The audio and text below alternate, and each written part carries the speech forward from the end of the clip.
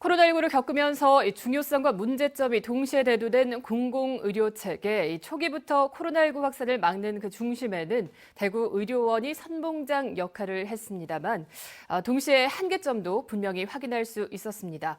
결국 대구시장까지 나서서 제2대구의료원 설립을 검토하겠다고 밝혔는데 왜 필요하고 또 어떻게 진행되고 있는지 양관희 기자가 정리했습니다. 지난해 코로나19가 발생하자 대구의료원은 감염병 전담병원으로 지정됐습니다. 첫 환자가 발생한 지난해 2월부터 4개월 동안 800명 넘는 환자를 치료했습니다. 코로나 확산을 막는 데 큰 역할을 했고 칭찬 캠페인도 전국에서 이어졌습니다. 하지만 대구의료원 의료진은 탈진 상태가 됐고 의료체계도 큰 차질을 빚었습니다. 코로나19 치료에 전력을 쏟는 동안 의료 취약계층은 제때 진료를 받지 못했습니다. 특히 대구는 대구의료원 같은 300병상 이상 종합병원의 병상 수가 7개 특광역시 중 하위권이라 상급 종합병원 과부하 현상도 심각합니다. 2018년 기준에 급성기 중증 응급질환의 원내 사망률 같은 경우에 7대 특광역시 중에서 대구가 가장 높게 나타나고 있는 점도 아마 이러한 문제를 반영하고 있다고 말씀드릴 수 있습니다. 코로나19가 장기화되고 취약한 공공의료 체계의 한계가 갈수록 심해지면서 제2대구의료원이 필요하다는 의견이 제기됐습니다.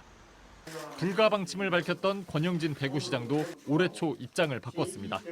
제2대구의료원 건립도 이제 본격적으로 검토해서 추진하겠다 이런 말씀을 오늘 밝히는 겁니다. 기존 대구의료원은 서구에 있으니 제2대구의료원은 동구에 짓자는 목소리도 나오고 있습니다. 지난해 국립중앙의료원 연구 결과 대구 동부권은 300병상 이상 종합병원 병상 수가 수요보다 부족했습니다. 대구시는 제2대구의료원 설립 타당성 조사 용역을 민간업체에 맡겼습니다. 제2대구의료원이 필요한지, 필요하다면 어느 곳에 얼마 정도의 규모로 운영돼야 하는지 등의 결과가 내년 3월쯤 나올 예정입니다. 시민 누구나 필수 의료를 제공받는 공공병원이 되어야 된다.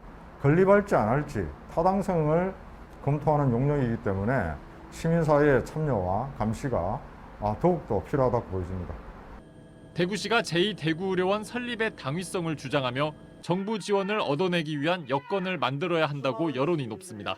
정부가 지방의료원 설립에 관한 예비 타당성 조사를 면제해주고 의료원의 안정적 운영을 위한 재정 지원에 나서도록 적극적인 행정이 필요하다는 게 전문가들과 시민사회단체들의 의견입니다. MBC 뉴스 양관입니다.